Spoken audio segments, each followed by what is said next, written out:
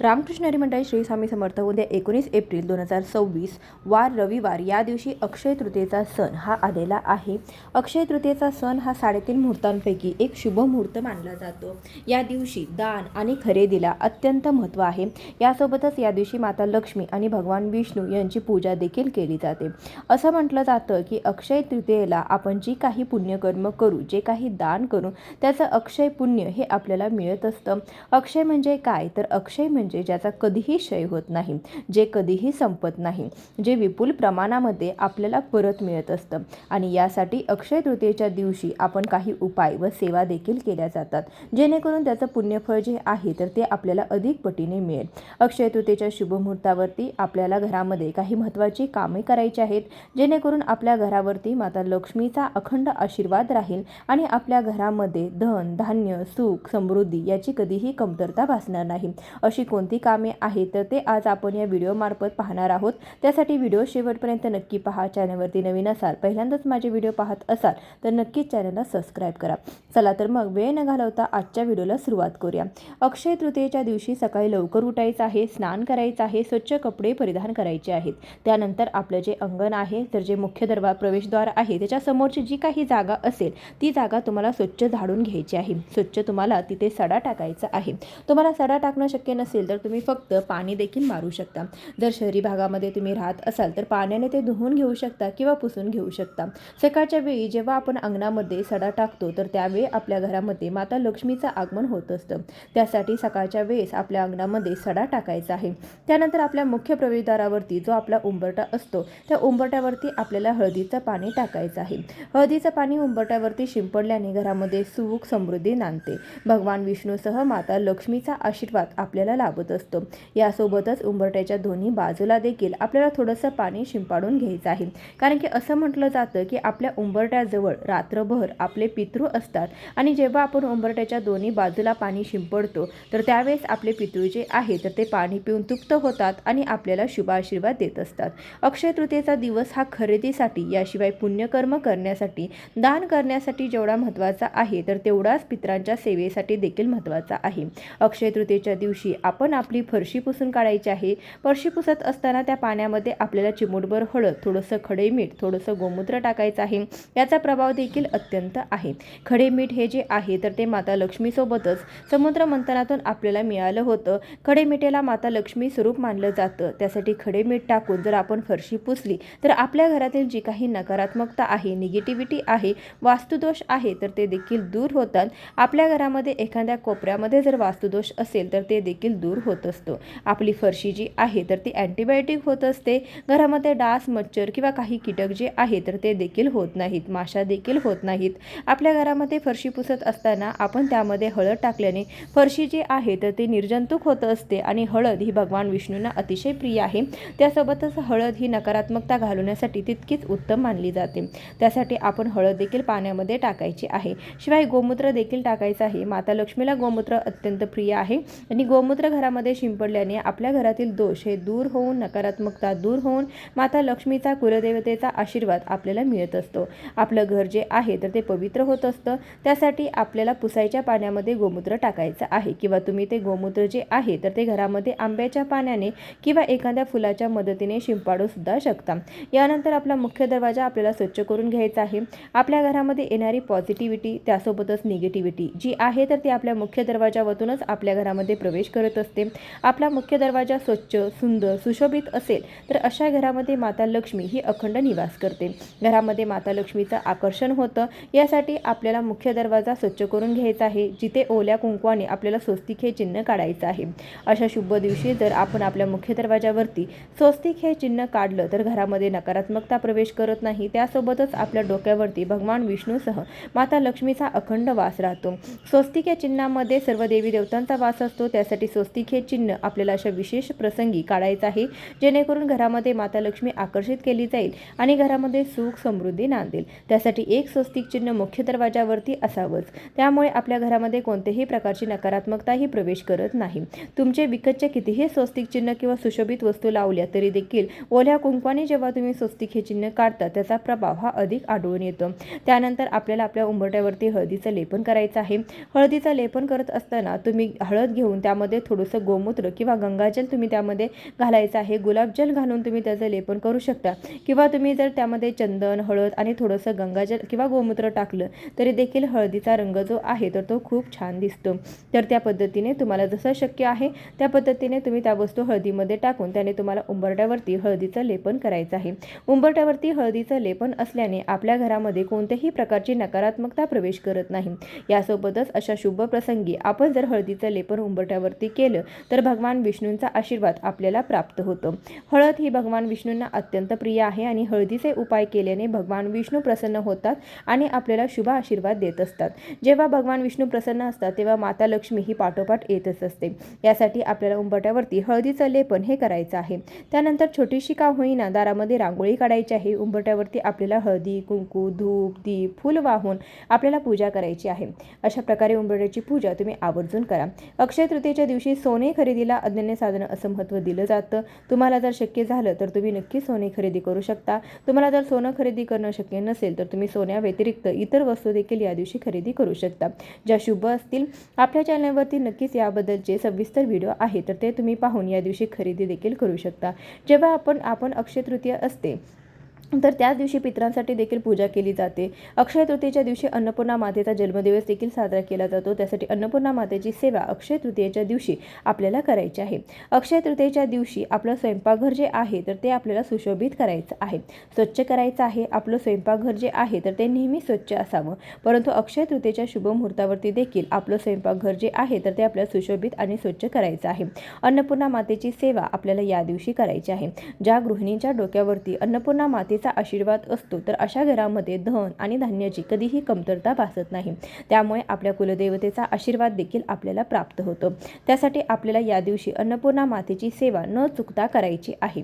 स्वस्तिक हे अत्यंत शुभचिन्ह मानलं जातं. जेव्हा आपण ओल्या कुंकवाने स्वस्तिक काढतो तर त्याचा प्रभाव देखील अत्यंत असतो. अशा शुभ प्रसंगी आपल्या किचनच्या भिंतीवरती तुम्हाला स्वस्तिक हे चिन्ह ओल्या कुंकवाने काढायचं आहे. नुसतं स्वस्तिक हे चिन्ह काढायचं नाही तर त्याला सिद्ध करण्यासाठी स्वस्तिक हे चिन्हाची तुम्हाला हळदी, कुंकू, धूप, दीप लावून पूजा देखील करायची आहे. असं केल्याने आपल्या घरामध्ये अन्नपूर्णा मातेचा आशीर्वाद राहतो आणि अन्नपूर्णा मातेचा आशीर्वाद असेल तर तुम्हाला कोणत्याही कार्यामध्ये यश हे अवश्य मिळत असतं. त्यानंतर जिथे तुमचा स्टोव असतो तर त्या स्टोवची देखील आपल्याला या दिवशी पूजा करून घ्यायची आहे. स्टोववरती देखील आपल्याला ओल्या कुंकवाने एक स्वस्तिक हे चिन्ह काढायचं आहे किंवा तुम्ही हळदी कुंकवाची 5 बोटे देखील उठवून घेऊ शकता. त्यानंतर तुम्हाला स्टोवची देखील पूजा करून घ्यायची आहे. हळदी, कुंकू, अक्षता, फुलं व्हायचं आहे. धूप, दीप ओवाळून घ्यायचा आहे आणि त्यानंतर या दिवशी तुम्हाला एखाद्या अन्नपूर्णा मातेला समर्पित असा हा दिवा देखील लावायचा आहे. अन्नपूर्णा देवीला समर्पित दिवा लावत असताना आपण तो दिवा जो आहे तो गॅसपासून दूर ठेवायचा आहे. या दिवशी तुम्ही अन्नपूर्णा मातेला समर्पित असा हा दिवा लावल्याने घरामध्ये सुख समृद्धी नांदते. शिवाय माता लक्ष्मीचा देखील आशीर्वाद आपल्याला मिळत असतो. या दिवशी पितरांना प्रसन्न करण्यासाठी आपण किचनमध्ये जिथे माठ ठेवतो तर त्या ठिकाणी पितृ असतात असं सांगितलं जातं. त्यासाठी किचनमध्ये तुम्ही जिथे पाण्याचा माठ ठेवता किंवा ज्या ठिकाणी पाणी भरलेलं भांडं ठेवता त्या भांड्याजवळ देखील तुम्हाला एक दिवा लावायचा आहे. नेहमीप्रमाणे तुम्ही तिळाच्या किंवा मोहरीच्या तेलाचा दिवा लावू शकता किंवा शुद्ध गाईच्या तुपाचा दिवा लावू शकता किंवा देवासाठी वापरता ते तेल देखील घ्या. फक्त त्या तेलामध्ये तुम्हाला थोडेसे काळे तीळ तुम्ही अर्पण करा आणि तो दिवा पितरांसाठी किचनमध्ये जिथे तुमच्या पाण्याचा माठ असतो तिथे तुम्हाला प्रज्वलित करायचा आहे. सकाळी 11:30 ते 12 या वेळेमध्ये तुम्ही प्रज्वलित करू शकता. दिवा संध्याकाळी देखील तुम्हाला केला तरीसुद्धा चालेल, परंतु जेव्हा दिवा लावाल तर त्याची वाट जी आहे तर ती दक्षिण दिशेला करा, म्हणजे आपल्या पितरांचा आशीर्वाद आपल्याला प्राप्त होईल. यासाठी पितरांसाठी देखील तुम्ही ही सेवा जी आहे तर ती करू शकता. अक्षय तृतीयेच्या शुभ मुहूर्तावरती किंवा रोज देखील तो आपल्याला तुळशीची पूजा ही व्हायलाच हवी. जी गृहिणी रोज तुळशीची पूजा करते तिच्या पतीच्या कार्यामध्ये कोणत्याही प्रकारचा अडथळा हा येत नाही. त्यासाठी तुळशीची पूजा रोज करायला हवी. आपले नातेसंबंध देखील घट्ट होतात, घरामध्ये प्रेम वाढते, घरामध्ये कलह होत नाही किंवा घरामध्ये भांडण तंटे देखील होत नाही. तुळशीला देखील आपण हळदी, कुंकू, अक्षता व्हायच्या आहेत. तुळशीला आपण जल देखील अर्पण करायचं आहे. या दिवशी तुळशीला देखील तुपाचा दिवा हा तुम्हाला अर्पण करायचा आहे. सकाळी आणि संध्याकाळी तुम्हाला तुळशीची पूजा या दिवशी आवर्जून करायची आहे. तुळस जी असते तर ती घरामध्ये कोणतेही प्रकारची नकारात्मकता प्रवेश करून देत नाही. आपल्यावरती जे काही संकट येतं तर ते संकट जे आहे तर ते तुळस स्वतःवरती घेत असते आणि तुळस सुकते. त्यासाठी घराच्या समोर आपल्या दारामध्ये तुळस ही असायलाच हवी. ज्या घराच्या दारामध्ये तुळस ही चांगली फुललेली असते, चांगली हिरवीगार असते, तर अशा घरामध्ये सुख समृद्धी असते हे बाहेरूनच समजतं. त्यासाठी आपल्या दारामध्ये तुळस ही अवश्य असावी. अक्षय तृतीयेच्या शुभ मुहूर्तावरती आपल्याला आपल्या मुख्य प्रवेशद्वारावरती झेंडूच्या फुलाचं आणि आंब्याच्या पानाचं तोरण हे आवर्जून लावायचं आहे. आंब्याची पानं जी असतात तर त्यामध्ये माता लक्ष्मीला आकर्षित करण्याची शक्ती असते. याशिवाय अशा शुभ प्रसंगी आपलं जर मुख्य प्रवेशद्वार सुशोभित असेल तर माता लक्ष्मी देखील घराकडे आकर्षित केली जाते. नकारात्मकता घरामध्ये प्रवेश करत नाही. त्यासाठी अशा शुभ प्रसंगी आपल्या घरामध्ये आपल्या मुख्य प्रवेशद्वारावरती आंब्याच्या पानाचं तोरण लावायला आपल्याला अजिबात विसरायचं नाही.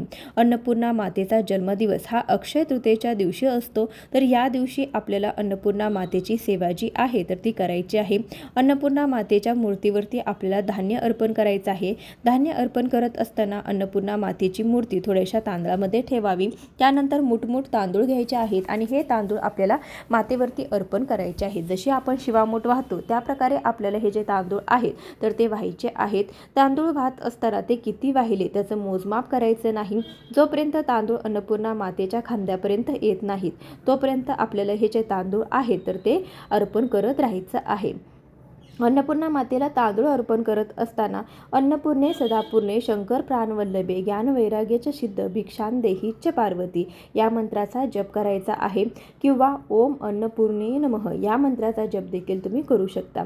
तुम्ही 99 मंत्र देखील म्हणू शकता. ओम ऐं ह्रीं क्लीं चामुंडाय विच्चे या मंत्राचा देखील तुम्ही जप करू शकता. जोपर्यंत आपलं धान्य अर्पण करून होत नाही तोपर्यंत मनोमन किंवा मोठ्याने हा जप जो आहे तर तो करायचा आहे. त्यानंतर हे जे तांदूळ आहे तर त्यातून मूर्ती काढून घ्यायची आहे आणि ही मूर्ती देवघरामध्ये जिथे तुम्ही रोज ठेवता तिथे तुम्हाला ठेवायची आहे. तांदूळ जे आहे तर त्याचे थोडेसे तांदूळ पक्ष्यांना घाला. उरलेले तांदूळ आपल्या धान्यामध्ये मिक्स करा. यामुळे आपल्या घरामध्ये सुखसमृद्धी नांदते. आपल्या घरामध्ये धनधान्याची कधीही तुटवडा भासत नाही. यासाठी धान्यार्पण आपल्याला अन्नपूर्णा मातेला या दिवशी आवर्जून करायचं आहे. यानंतरची महत्त्वाची सेवा या दिवशी तुम्हाला आवर्जून करायची आहे तर ती म्हणजे कुंकुमार्चन. तुम्ही कुलदेवतेच्या मूर्तीवरती करा किंवा माता लक्ष्मीच्या मूर्तीवरती करा किंवा तुम्ही अन्नपूर्णा मातेच्या मूर्तीवरती करा किंवा तुम्ही श्रीयंत्रावरती केलं तरी सुद्धा चालेल, परंतु या दिवशी कुंकुमार्चन हे आवर्जून करा. कुंकुमार्चन ही सेवा अत्यंत प्रभावी आहे. चिमूट चिमूट कुंकू घेऊन मूर्तीच्या आपण मातेच्या पायापासून ते चरणापासून ते मस्तकापर्यंत हे जे कुंकू आहे तर ते व्हायचं आहे. कुंकू वाहत असताना 99 मंत्र किंवा देवीच्या मंत्राचा जप आपल्याला करायचा आहे. यानंतर जे कुंकू आहे तर त्यामध्ये सर्व शक्ती जी आहे तर ती एकवटलेली असते. त्यासाठी हे जे कुंकू आहे तर ते काढून एखाद्या डमीमध्ये आपल्याला भरून ठेवायचं आहे. जेव्हा आपण घरातून महत्त्वाच्या कामासाठी बाहेर जाऊ त्यावेळेस या कुंकवाचा टिळा आपण लावायचा आहे. जेणेकरून माता लक्ष्मीचा आशीर्वाद आपल्यावरती राहतो. घरामध्ये सुख समृद्धी नांदते आणि आदिशक्तीचा आशीर्वाद जर स्त्रीच्या डोक्यावरती असेल तर ती स्त्री ही खूप प्रगती करत असते आणि तिच्या घरातील देखील प्रगती होत असते. त्यानंतर महत्त्वाचं काम म्हणजे या दिवशी आपल्याला अक्षय पात्र हे भरायचं आहे. अक्षय पात्र जे आहे तर ते भगवान श्रीकृष्णाने पांडवांना वनवासामध्ये जाताना द्रौपदीला दिलं होतं, ज्याला द्रौपदीची थाली असं म्हणून देखील ओळखलं जातं. अक्षय पात्र म्हणजे त्यामध्ये ठेवलेले जे धान्य आहे किंवा त्यामध्ये ठेवलेल्या ज्या वस्तू आहेत तर त्या अक्षय स्वरूपामध्ये आपल्याला मिळत असतात. त्यासाठी आपल्याला एखादं मातीचं किंवा पितळेचं भांडं घ्यायचं आहे आणि त्यानंतर थोड्याशा अक्षदांची रास ठेवून त्यावरती हे भांडं ठेवायचं आहे. त्यानंतर त्यामध्ये शक्यतो तांदूळच भरून घ्या. इतर धान्य भरलं तरी चालेल, परंतु तांदूळ जे आहे तर ते आपलं शुक्र ग्रह जो आहे तर त्याच्याशी निगडीत असतात, कारण की तांदूळ हे पांढऱ्या रंगाचे असतात आणि तांदूळ हे जे आहे तर ते अखंड असतात, अक्षय असतात, त्याचा कधीही क्षय होत नाही. आपल्या पूजेमध्ये एखादी गोष्ट विसरली तर आपण थोड्याशा अक्षदा वाहत असतो, त्यामुळे ती वस्तू जी आहे तर ती पूजाची आहे तर ती पूर्ण होत असते. एवढं महत्त्व तांदळाला आहे. त्यासाठी शक्यतो तांदूळ घ्या. जे भांडं घेतलेलं आहे तर ते पूर्णपणे भरेपर्यंत त्यामध्ये तांदूळ घाला. काठोकाठ आपल्याला हे पात्र जे आहे तर ते भरून घ्यायचं आहे आणि त्यामध्ये आपल्याला 21 किंवा 11 रुपयाची नाणी त्यामध्ये ठेवायची. जी नाणी असतात तर ती नाणी त्यामध्ये ठेवायची आहेत. जे आपल्याजवळ किती जरी नोटा असल्या तरी देखील नाणे जे आहे तर त्याला माता लक्ष्मीचं स्वरूप मानलं जातं. त्यासाठी त्या पात्रामध्ये आपल्याला 11 किंवा 21 नाणी ठेवायची आहेत. तुमच्या घरामध्ये जे काही एखादा दागिना असेल किंवा या दिवशी तुम्ही जे काही एखादा दागिना खरेदी कराल तो दागिना तुम्हाला त्यामध्ये ठेवायचा आहे. नवीनच असावा असं काही नाही. तुमच्याजवळ जो कोणता दागिना आहे तर तो दागिना यामध्ये ठेवायचा आहे. थोडेफारसे पैसे देखील त्यामध्ये ठेवायचे आहेत. असे हे अक्षय पात्र आपल्याला भरून घ्यायचं आहे किंवा तुम्ही यामध्ये कवडी देखील ठेवू शकता, हळकुंड ठेवू शकता किंवा यामध्ये तुम्ही 11 किंवा 21 लवंगा ठेवू शकता. म्हणजे ज्या काही लक्ष्मी स्वरूप वस्तू आहे तर त्या तुम्ही यामध्ये ठेवू शकता. अशा प्रकारे अक्षय पात्र भरायचे. धूप दीप ओवाळून अक्षय पात्राची पूजा करून घ्यायची आहे. त्यानंतर दिवसभर हे अक्षय पात्र असंच ठेवायचे. दुसऱ्या दिवशी जेव्हा आपण पूजा काढल्यानंतर हे अक्षय पात्रातील जे तांदूळ आहेत तर ते आपल्याला धान्यामध्ये मिक्स करायचे आहेत. थोडेसे तांदूळ तुम्हाला पक्ष्यांना खाऊ घालायचे आहेत आणि जी नाणी आहे तर ती नाणी बांधून तुम्हाला तिजोरीमध्ये ठेवायची आहेत. या नाण्याने देवांची एखादी वस्तू तुम्ही खरेदी करून आणू शकता. जे काही पैसे ठेवलेले आहेत तर ते तुम्ही घरामध्ये ठेवा किंवा त्या पैशाने एखादा तुम्ही देवासाठी एखादं साहित्य घेऊन, जसं की आपल्याला देवासाठी तेल लागतं, कापूस लागतं किंवा देवासाठी आपल्याला जे काही साहित्य लागतं तर ते त्या पैशाने तुम्ही खरेदी करू शकता. आता जे सोन्याचे दागिने आहेत जे जागच्या जागी ठेवून द्यायचे आहेत, अशा प्रकारे अक्षय पात्राची ज्या काही वस्तू आहेत तर त्या आपल्याला काढायच्या आहेत. अशा प्रकारे आपल्याला अक्षय तृतीयेच्या दिवशी अक्षय पात्र जे आहे तर ते आठवणीने भरायचं आहे. अक्षय तृतीयेचा दिवस जो आहे तर तो 3.5 मुहूर्तांपैकी एक शुभ मुहूर्त मानला जातो. या मुहूर्तावरती आपण जे काही कार्य करतो त्याचं पुण्यफळ जे आहे तर ते आपल्याला अक्षय स्वरूपामध्ये मिळत असतं. अक्षय तृतीयेच्या दिवशी श्रीयंत्राची सेवा ही आवर्जून करायची आहे. ज्यांच्या घरी श्रीयंत्र नाही त्यांनी अक्षय तृतीयेला नक्की श्रीयंत्र खरेदी करून आणू शकता. श्रीयंत्राला माता लक्ष्मीचा आसन मानलं जातं. ज्या घरामध्ये श्रीयंत्र आहे अशा घरामध्ये माता लक्ष्मी खेचली जाते. श्रीयंत्र घेतल्यानंतर आपल्याला त्याची प्राणप्रतिष्ठा देखील करायची आहे. तुमच्या घरात जर श्रीयंत्र असेल तर ते देखील आपल्याला या दिवशी श्रीयंत्रावरती पंचामृताने स्नान घालायचं आहे. त्यानंतर श्रीयंत्र जे आहे तर ते स्वच्छ कोरडं करून घ्यायचं आहे. देवघरामध्ये हे श्रीयंत्र आपल्याला स्थापित करायचं आहे.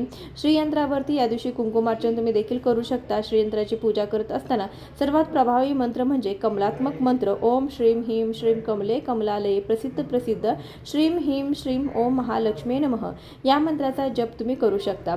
या दिवशी तुम्हाला सोने खरेदी करणं शक्य नसेल तर या दिवशी तुम्ही श्रीयंत्र खरेदी करून आणू शकता. दक्षिणावरती शंख खरेदी करून आणू शकता किंवा या दिवशी तुम्ही कवड्या देखील खरेदी करून आणू शकता. तुमच्या घरामध्ये जर पिवळ्या कवड्या असतील तर त्या तुम्ही या दिवशी पिवळ्या कवड्यांना देखील स्नान घालून घ्यायचं आहे. पंचामृताने स्नान घालायचं आणि आपल्या पूजेमध्ये देखील कवड्या ह्या आवर्जून ठेवायच्या आहेत. या दिवशी तुम्ही कवड्या देखील खरेदी करून आणू शकता. कवड्यांची पूजा करत असताना 99 मंत्राचा जप करावा. अशा प्रकारे काही विशेष सेवा अक्षय तृतीयेच्या दिवशी नक्की कराव्यात, जेणेकरून माता लक्ष्मी प्रसन्न होऊन आपल्या घरामध्ये अखंड वास करेल. आपल्या घरामध्ये सुख समृद्धी ही नांदेल. आजच्या व्हिडिओमध्ये बरीचशी माहिती देण्याचा प्रयत्न केलेला आहे. व्हिडिओ तुम्हाला आवडला असेल तर व्हिडिओला एक लाईक करून जास्तीत जास्त लोकांपर्यंत शेअर करा. चॅनलवरती नवीन असाल तर नक्कीच चॅनलला सबस्क्राईब करा. भेटूया अशाच एखाद्या व्हिडिओसोबत. तोपर्यंत खूप खूप धन्यवाद.